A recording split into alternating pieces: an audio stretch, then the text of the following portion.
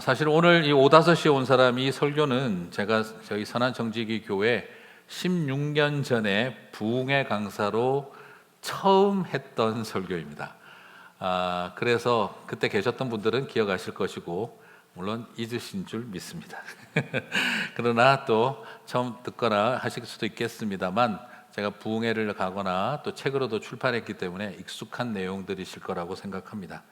자, 새해 뿌리 깊은 사랑이라는 우리 타이틀로 시작하면서 이제 올해 오후 5시 프로젝트를 저희들이 시작을 하려고 합니다. 그래서 오늘 이 메시지를 꼭 나누어야겠다는 생각이 들어서 여러분과 함께 16년 전 했던 첫 설교를 여러분과 함께 나누고 싶습니다. 우리 교회에 담임 목사로 오게 되는 계기가 된 설교였어요. 이 말씀을 그때 참 좋아하셨고 우리 성도님들이 담임 목사로 청빙을 하게 되는 계기가 되었습니다. 그래서 저도 저희 교회에 부임하고 담임 목사로 오면서 어떻게 하면 이 오후 5시 같은 삶을 살아가는 분들에게 위로가 될 수 있을까? 그게 저에게도 하나의 하나님 주신 첫 사명이었습니다. 자, 오늘 이제는 이 첫 사명 어떻게 구체화시켜 나아갈 수 있을까 하는 귀중한 결단을 하게 되어져서 여러분과 함께 이 말씀을 다시 한번 나누고 싶습니다. 자, 그래서 오늘 주님의 부르심에 기쁨으로 순종하며 왔던 지난 세월들을 돌아보면서 앞으로 우리가 어떻게 하면 오후 5시 같은 순간을 보내는 사람들에게 위로자가 될 수 있을지를 살펴보겠습니다. 여러분, 오후 5시에 우리를 부르신 하나님의 사랑을 나누기 전에 어떤 사람이 오후 5시 같은 인생들일까요?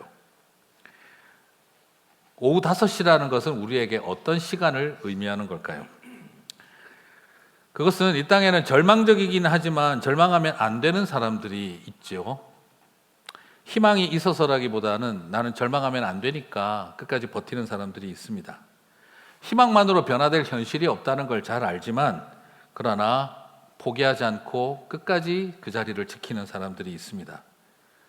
저는 그처럼 변화될 수 없는 그 무거운 삶의 현실, 그러나 다른 누군가에게 미룰 수 없기 때문에 내가 다 부둥켜 안고 짊어지고 가야 하는 자리를 버티는 사람들을 보게 됩니다.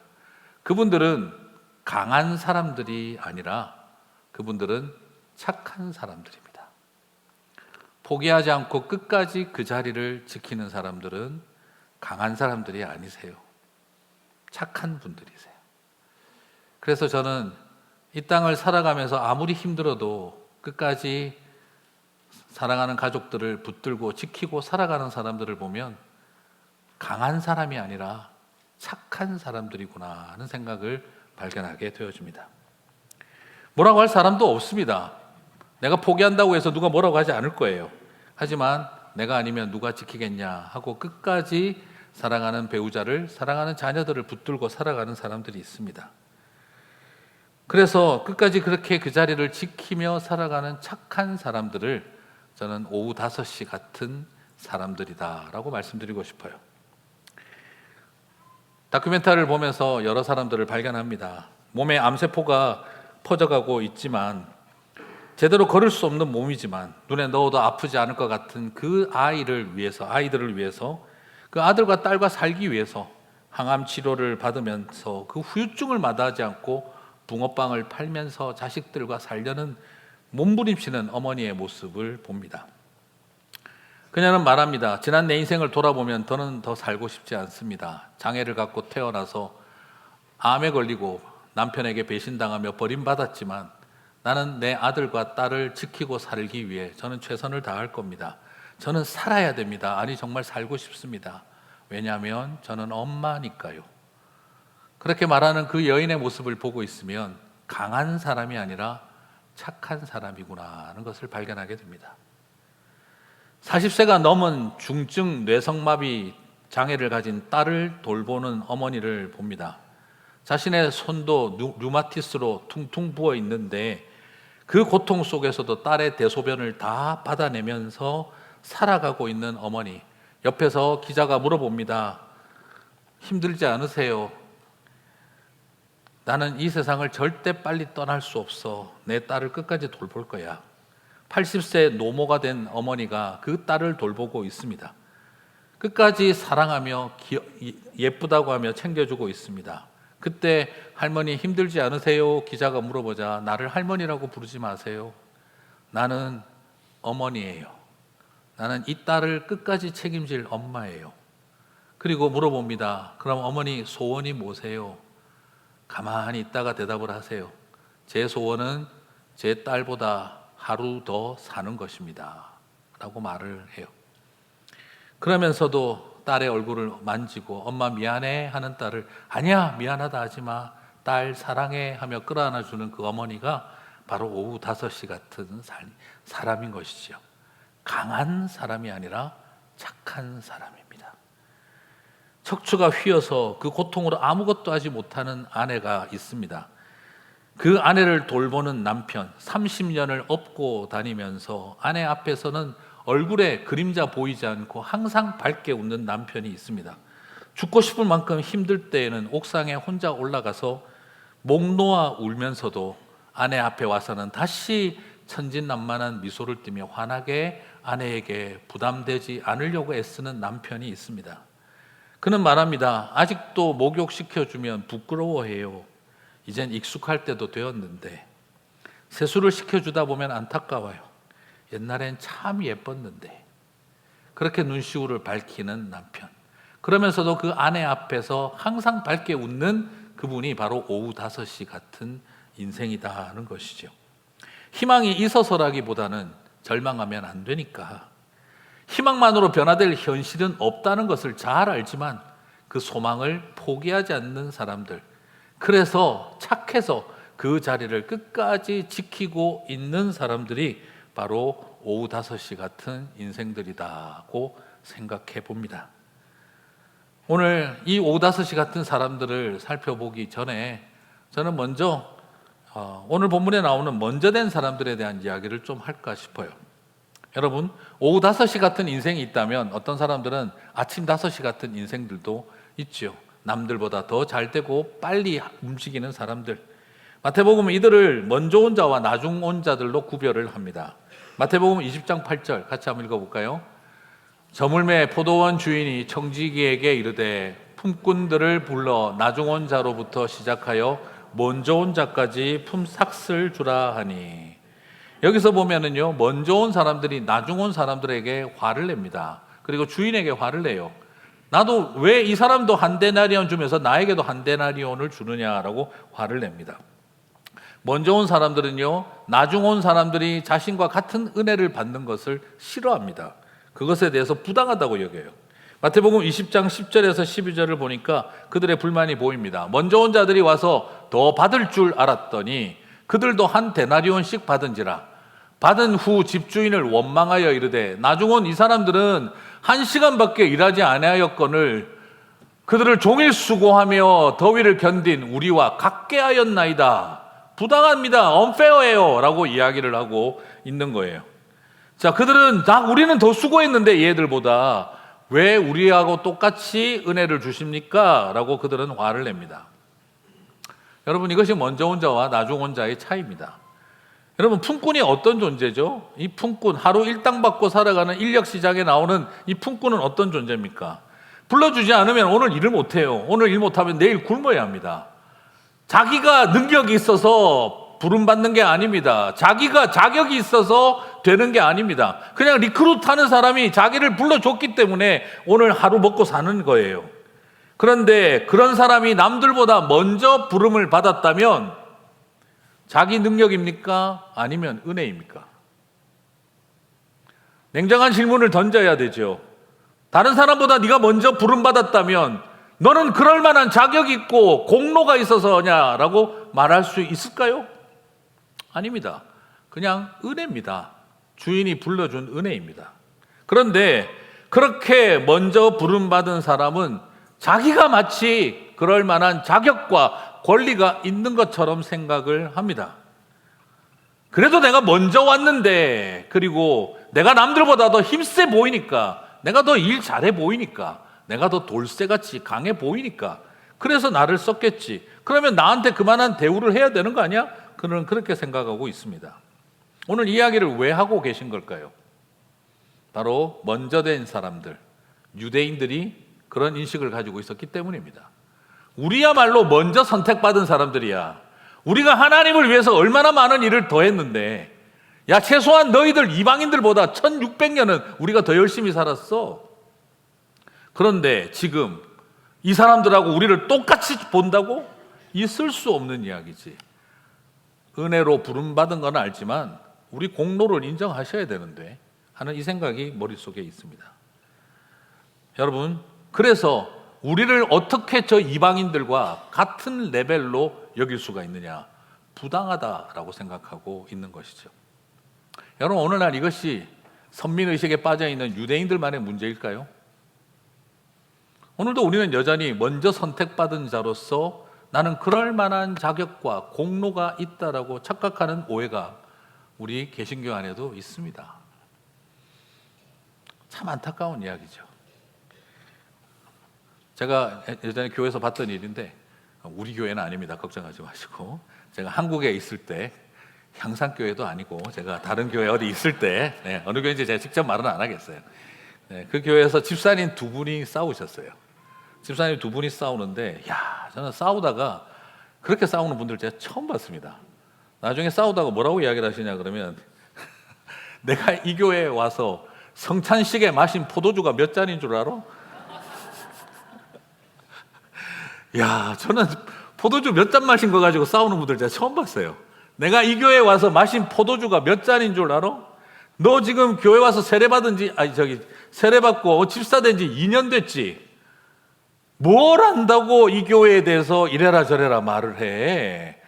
교인이라고 같은 교인이 아니야. 집사라고 같은 집사인 줄 알아? 뭘 안다고? 난 여기 와서 성찬식에 포도주를 마신 게 한 말이야, 한 말. 저 그때 그걸 보면서 돌아앉아 서면서 그랬어요. 저분은 예수님의 보혈을 경험하지 않고 포도주만 마셨구나. 제가 그 생각을 할 수밖에 없었어요. 그렇죠. 사람들 마음에 그게 있습니다. 같이 놀아주니까 너랑 같은 목사인 줄 알아? 같이 놀아주니까 니랑 나랑 같은 장로인 줄 알아? 같이 놀아주니까 너랑 나랑 같은 집사인 줄 알아? 얼마나 뭘 안다고 네가 함부로 감히 나서는 거야? 이런 먼저 된 자들의 생각들, 이것이 끊임없이 남아있는 게 유대인들의 누룩만이 아니라 우리들 안에도 똑같이 있다는 걸 발견하게 되어지는 것이죠. 사랑하는 성도 여러분, 오늘 우리도 모르게 만들어 놓은 먼저 된 자의 이 공로의식, 은혜로 살아가는 것이 아니라, 그게 참 목회자들도 답답할 때가 있어요. 어떤 때는 저보고도 그러더라고요. 목사님은 성역 몇 년 차이신가?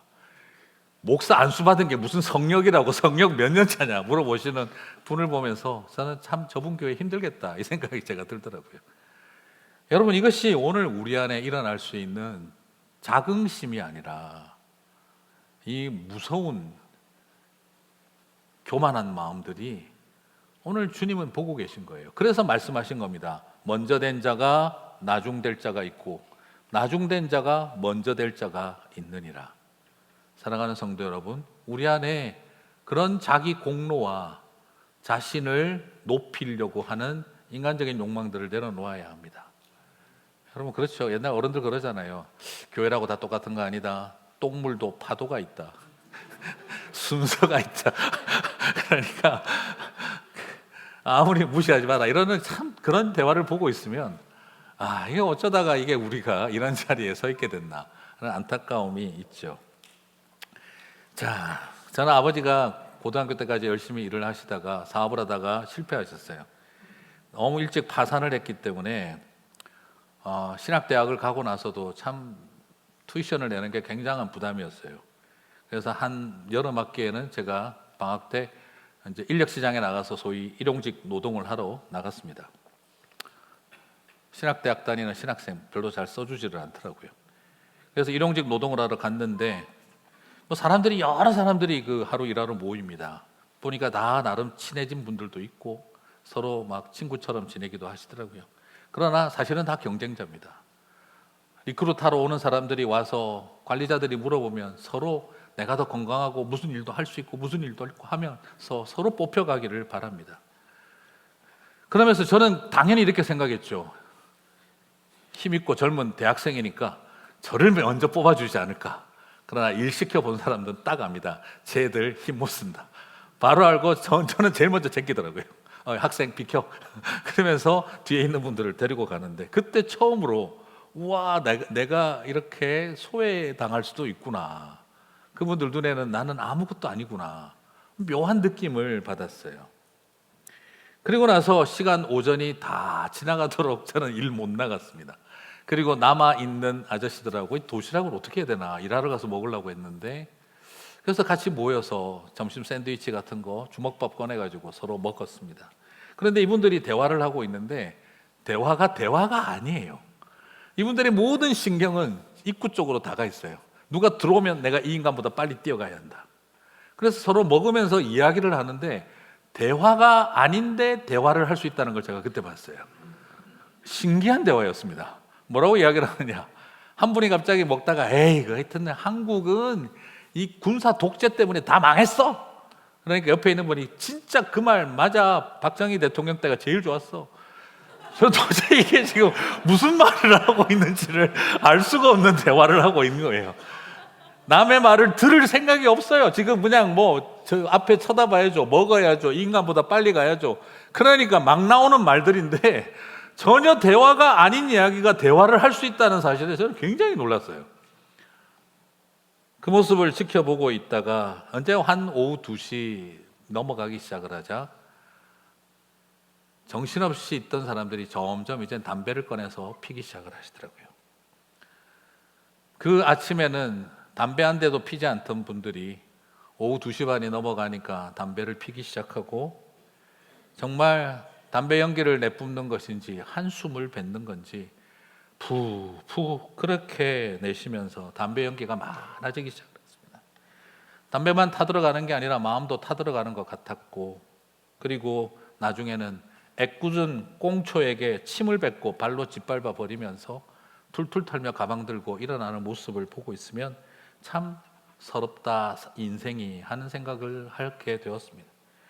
담배 연기가 사라지듯이 사람들도 점점 사라지고, 그리고 그 텅 빈 인력 시장에는 마지막 담배 꽁초 같은 사람들만 남아서 버티고 있더라고요. 여러분, 일용직 노동자에게 저도 잘 모르지만 오후 5시는 어떤 시간이겠습니까? 오후 5시는 일할 수 있는 시간이 1시간 남았다가 아니라 남들은 퇴근 시간 1시간 남았다라는 시간입니다. 오늘 본문의 오후 5시 인생은 남들에게는 이제 퇴근 시간 1시간 남았다는 시간이 마지막 일할 수 있는 1시간처럼 여겨져서 그 자리를 버티고 있습니다. 아무도 불러주지 않지만 그는 기다립니다. 왜 그랬을까요? 누가 봐도 왜소하고 병들어 보이고 무거운 짐을 들어서 일하기에는 부적격으로 보였을 것입니다. 특별한 것처럼 없어 보이는, 평범하고 쓸모없어 보이는 한 사나이였겠지요. 그러면 무엇이 도대체 그로 하여금 이제 퇴근 시간 1시간 남은 시간에도 일하기 위해서 버티고 그 자리에 있게 했을까요? 어쩌면 자기를 기다리는 아이들의 눈망울을 떠올렸기 때문에 돌아가지 못한 것은 아닐까요? 아빠 하며 뛰어올 아이들에게 뭐라도 손에 쥐어줘야 하는 그 아버지의 서러움이 그를 그 자리에 있게 한 것은 아닐까? 또 오늘 내가 뭐라도 들고 가지 않으면 누워있는 우리 어머니, 노모 아버지 누가 먹이나 싶어서 끝까지 그 자리에서 뭐라도 붙들어야 했던 아들은 아니었을까? 나를 쳐다보고 살아오는 배우자에게 내가 뭐라도 손에 쥐어줘야 한다는 그 절박함이 그를 그 자리에 퇴근하지 못하고 있게 만든 것은 아닐까 하는 생각을 하게 됩니다. 소위 말하는 절박한 믿음입니다. 오후 5시 같은 인생을 묵상하다가 미국 대공황 시절에 짐 브래독이라고 하는 권투 선수 이야기가 생각이 났습니다. 뉴욕타임즈는 그를 신데렐라 맨이라고 불렀던 사람입니다. 라이트 헤비급 권투 선수 유망주였던 짐 브래독은 권투 경기 중에 오른쪽 손목뼈가 부러지는 치명적인 부상으로 인해서 권투 선수의 삶을 접고 뉴욕 부두 노동자로 그는 살기 시작했습니다. 손목뼈가 다 부러졌고 복합골절로 더 이상 그는 일도 하기 어려운데 그는 고통을 참고 이를 악물고 일을 해야만 했습니다. 그 관리인들에게 그 사람들 다 알아요. 유명한 권투 선수니까 손목 부러진 거 다 알아요. 그래서 그 관리인을 붙잡고 오늘 제발 나를 써주십시오. 우리 아이들과 함께 먹어야 합니다. 그렇게 간절히 붙드는 그의 눈동자에는 처절함이 담겨 있습니다. 대공황이 밀려오고 얼어붙은 겨울에 불을 피울 수 없는 극도의 가난의 현실 앞에서 아이들은 이제 감기와 폐렴에 걸려서 생명이 위험해지고 아동국에서는 아이를 데리고 가겠다라고 하는 지경까지 왔습니다. 그래서 그는 자식들과 같이 살고 싶어서 자신들이 자신과 함께 싸웠던 그 권투 선수들이 있는 챔피언스 클럽에 가서 그는 남루한 옷차림으로 새카만 손톱 밑을 가지고 자기 모자를 벗으며 부탁을 합니다. 우리 아이들과 살고 싶다. 여러분, 동전 하나라도 도와달라.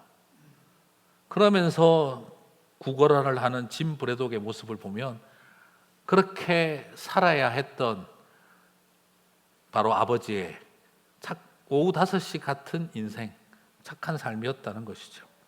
오늘 어쩌면 그 인력시장을 오후 5시까지 떠나지 못하고 서 있는 이 사람은 바로 그렇게 살아왔던 우리들의 아버지, 우리들의 어머니 같은 분들이 아니겠나 싶습니다.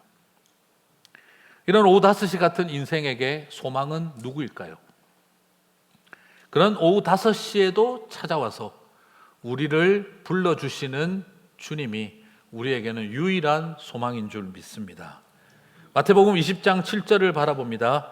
같이 읽겠습니다. 이르되 우리를 품꾼으로 쓰는 이가 없음이니이다. 이르되 너희도 포도원에 들어가라 하니라.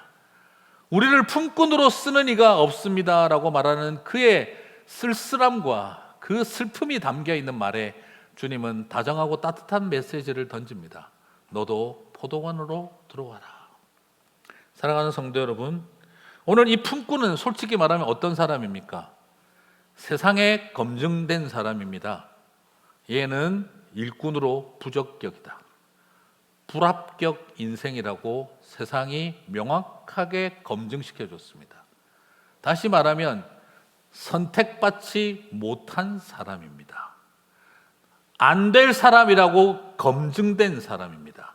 얘는 일 시켜봐야 소용이 없고 도움이 안 된다라고 온 세상이 검증해 준 사람입니다. 그런데 주님은 이 세상이 선택하지 않은 사람을 주님이 선택해 주셨습니다. 주님은 어떤 사람을 선택합니까? 될성 푸른 떡잎으로 가능성과 포텐셜을 가진 사람을 주님은 선택하는 것이 아니라 이 세상에 선택받지 못한 사람들을 주님은 끝까지 선택하여 주시는 줄 믿습니다. 그 주님이 저와 여러분의 주님이신 줄 믿습니다.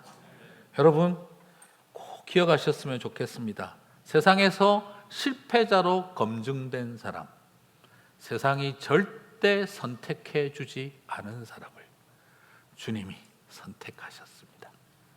저와 여러분은 그렇게 선택받은 백성입니다. 예정서를 기계적인 교리로 아는 사람들이 제일 불쌍합니다. 주님이 왜 우리를 택하셨습니까? 잘나서가 아니고요. 은혜 아니면 못 살기 때문에 택해 주신 겁니다. 결론은 어떻게 내릴 수 있습니까? 여러분, 이것이 품꾼의 믿음의 결과일까요? 아니면 그렇게 세상에서 선택받지 못한 사람을 끝까지 믿어주신 주님의 믿음의 결과일까요? 저는 성경에서 위대한 믿음을 가진 사람들을 보는 것이 아니라 우리를 끝까지 믿어주시는 주님의 믿음을 발견합니다. 온 세상이 얘는 안 된다고 했습니다. 그러나 딱 한 분 주님만이 괜찮다 믿어주셨습니다. 여러분, 우리가 잘 믿고 있는 겁니까? 아니면 주님이 우리를 끝까지 믿어주신 것입니까? 저는 이 부족한 우리를 주님은 끝까지 믿어주신 줄 믿습니다. 그러므로 우리도 이 땅을 살아가며 주님처럼 믿어주는 사람들이 되어야 할 줄 믿습니다. 사랑하는 성도 여러분, 나의 믿음이 아름다워서 선택해 주신 것이 아니라 이 세상에 선택받지 못한 우리를 끝까지 믿어주신 주님이 우리를 선택하셨습니다. 오후 5시 같은 인생을 살아가는 저와 여러분에게 소망은 오후 5시에도 우리를 불러주시고 믿어주시는 예수님에게 있습니다. 자신의 공로를 내세우며 구원을 가르치려는 사람들, 주님은 통렬한 메시지를 던져주셨습니다. 그 어떤 낙심과 절망, 이 세상 어느 누구도 너를 버리고 선택하지 않는다 할지라도 나는 너를 끝까지 포기하지 않는다. 오늘 그 은혜가 저와 여러분 가운데 있었으면 좋겠습니다. 기억하십시오. 주님이 마침표를 찍기 전에 우리가 마침표를 찍어서는 안 됩니다. 주님은 지금도 우리를 향해 마침표를 찍지 않으셨습니다. 될 성푸른 떡잎이라 우리를 선택하신 것이 아니라 싹수부터 노란 인생들을 주님은 레바논의 백향목처럼 키우기로 결단하셨습니다. 그 은혜가 저와 여러분 가운데 있는 줄 믿습니다. 사실 저는 오늘 이 말씀을 나누고 싶은 것은 저희도 오후 5시 같은 순간에 부름을 받았기 때문입니다. 여러분들도 아마 오후 5시 같은 시간 다 사셨을 거예요. 그리고 우리도 다 오후 5시 같은 인생들이었을 겁니다. 저희 아버지도 참 많이 방황하셨던 분이시고 사업 다 망하고 완전 쫄딱 망하시고 나서 몇 달을 집에 못 들어오셨습니다. 도망 다니느라. 저는 그때 아버지가 자살하셨을 거라는 생각까지 하고 있었습니다. 실제로 저희 아버지는 자살하려고 하셨고 그 이야기는 다 넘어가고, 그리고 난 다음 몸부림치는 저를 보고 아버지가 살아야겠다는 마음을 먹었습니다. 그리고 병주야 우리 살자 그 말 하시면서 해운대 달동네 슬레이트 지붕 한 지붕 내 가족으로 우리는 이사를 갔습니다. 미국 오니까 언덕 위에 집이 비싼 데더라고요. 네, 한국은 달동네입니다. 네, 그 해운대 달동네 판자촌 동네에서 슬레이트 지붕 밑에서 한 지붕 내 가족 살아갈 때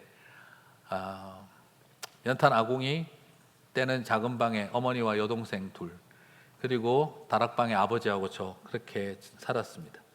그리고 살자고 몸부림을 쳤습니다. 좁은 골목길에 가로등, 그리고 달동네, 판잣집, 연탄 아궁이, 다락방. 그때 그 생각들을 떠올려 보면 참 고달프게 살았습니다. 그때 저희 아버지가 예수님을 만나셨죠. 새벽마다 올라오다가 괜히 술 한잔만 하면 교회 가서 주여 하다가 또 쓰러지고, 그런 술 취해서 다 토해놓은 아버지 맨날 매시고 올라오다가 정말 저는 그 골목길을 못 벗어날 것 같다는 두려움도 생기기도 했었습니다. 근데 참 감사하게도 하나님은 그런 아버지를 버리지 않으시고 붙잡아 주셨죠. 그리고 나서 저희 아버지는 희망을 갖고 예수님 붙들고 살기 시작하셨습니다. 그러더니 어느 날 갑자기 야 우리 외식 가자. 웬 외식을요? 지난번에도 한번 나눴던 이야기죠. 외식은요, 그러니까 오늘 돈 좀 생겼다, 갈비 먹으러 가자. 그래서 우리가 해운대 암소갈비집으로 갔어요. 해운대 암소갈비 비싼 집입니다. 엄청나게 비싸요, 그 집.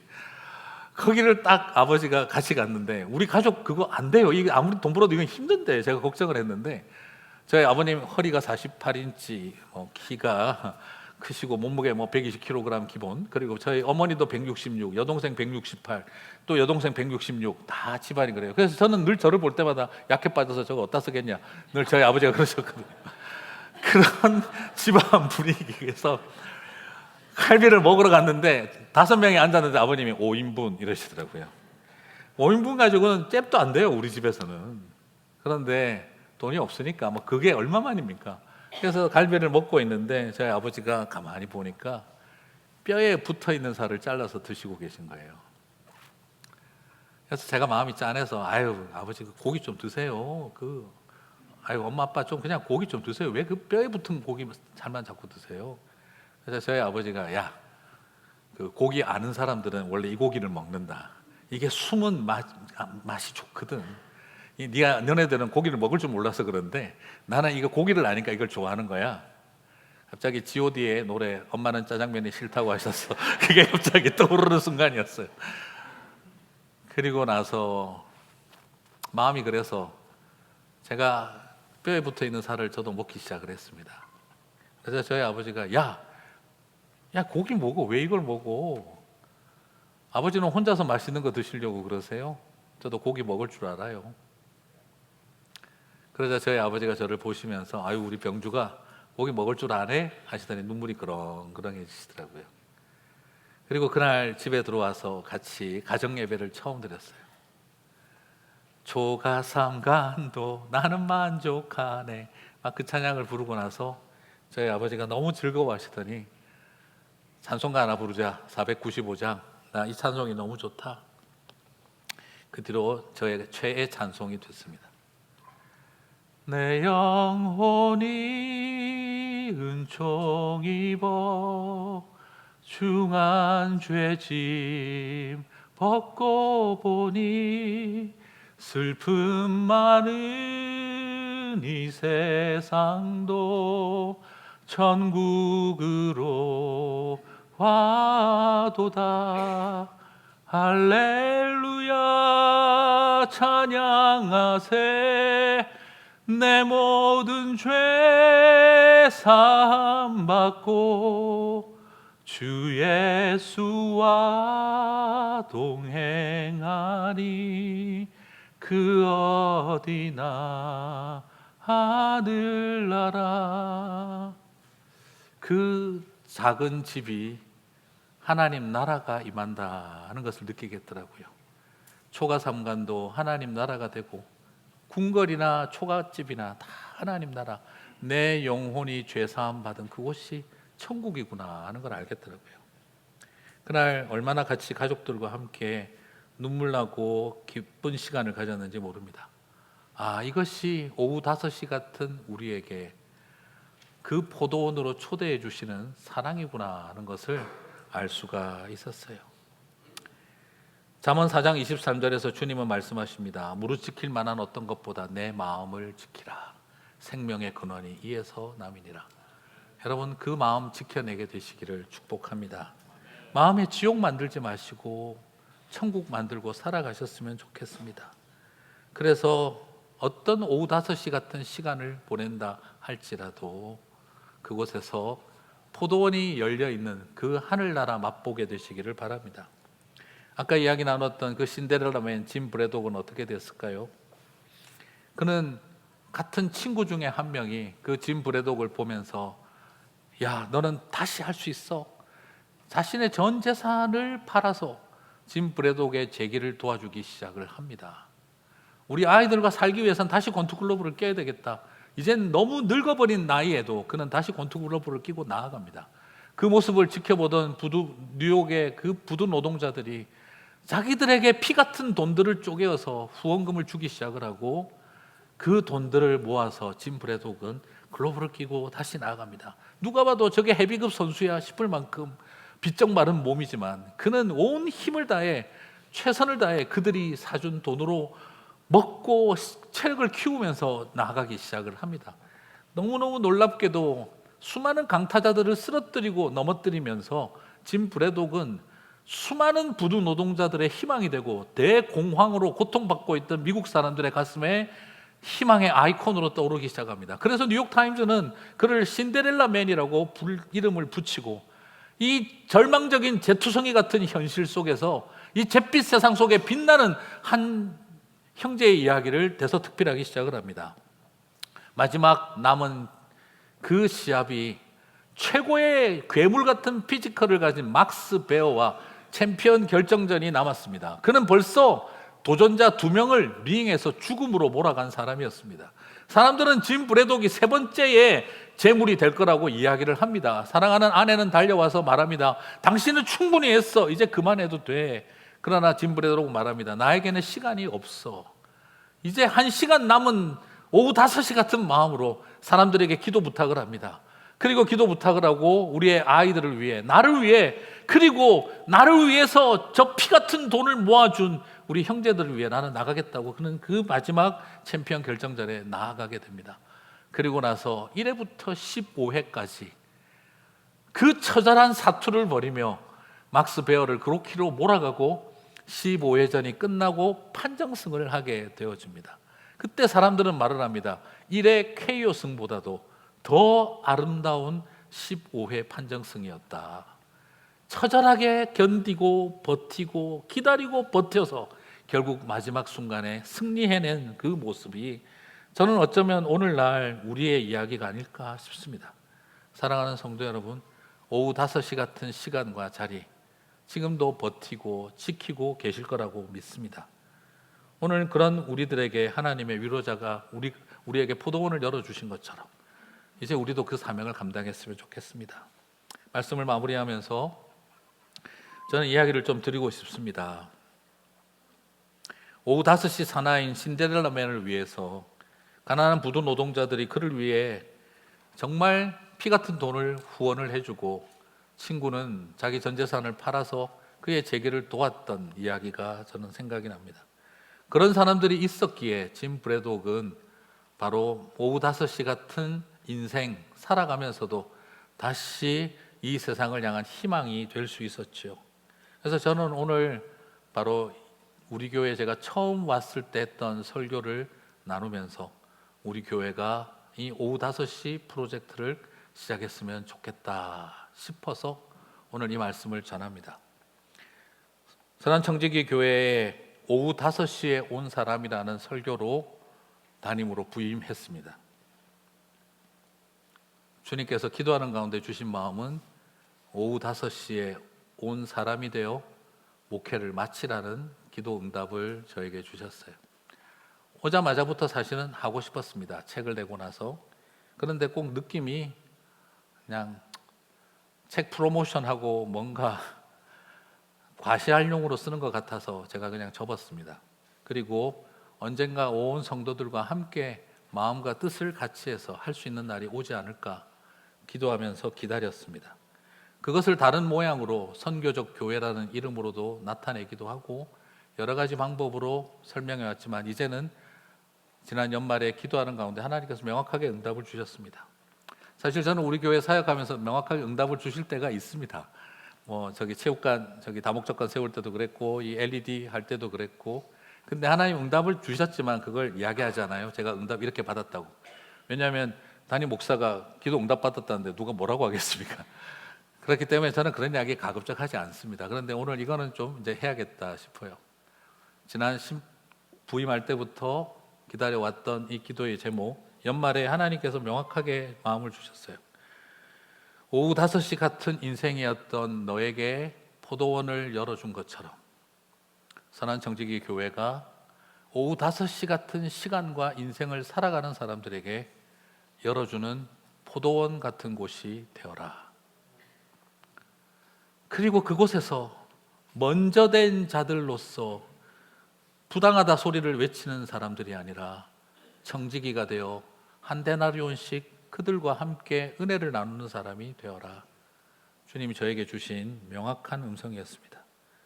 사랑하는 성도 여러분, 이제 우리 교회가 이곳에서 이제 앞으로 오후 5시 프로젝트를 시작하면서 저는 장애인들에게 직업교육을 다시 할 수 있는 환경과 상황들을 만들고 그리고 그분들이 함께 살아갈 수 있는 일들을 만들어 가려고 합니다. 이 일을 위해서 여러분 많이 기도해 주십시오.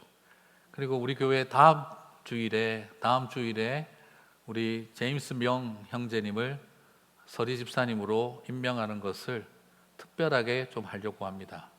이걸 사실 특별하게 하면 안 되는 거지만 특별하게 해야겠다는 생각이 들었습니다. 왜냐하면 처음으로 정신지체 장애인을 집사님으로 세우는 날이기 때문입니다.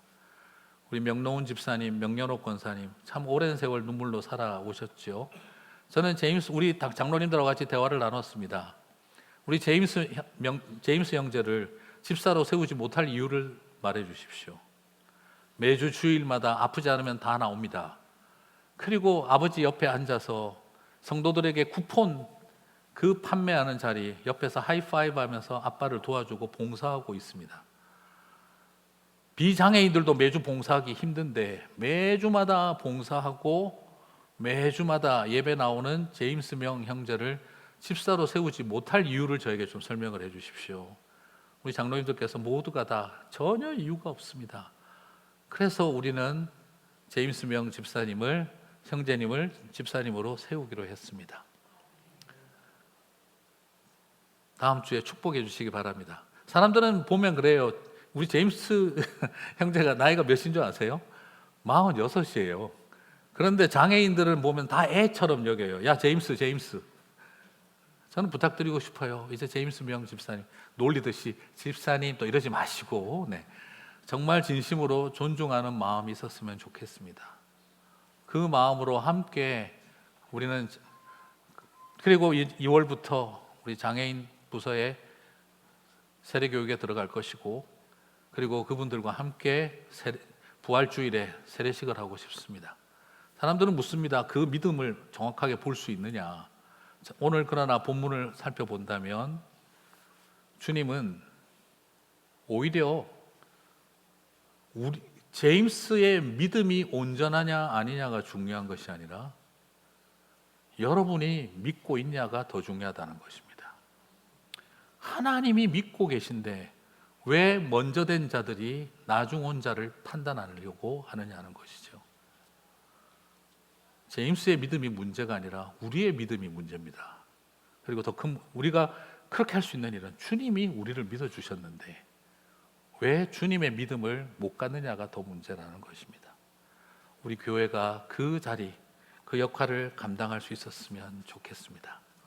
사랑하는 성도 여러분, 오후 5시에 온 사람으로서 포도원에 들어가는 감격을 누리는 것으로 마치는 것이 아니라 이제 우리가 포도원을 함께 만들어가는 사람들이 되었으면 좋겠습니다.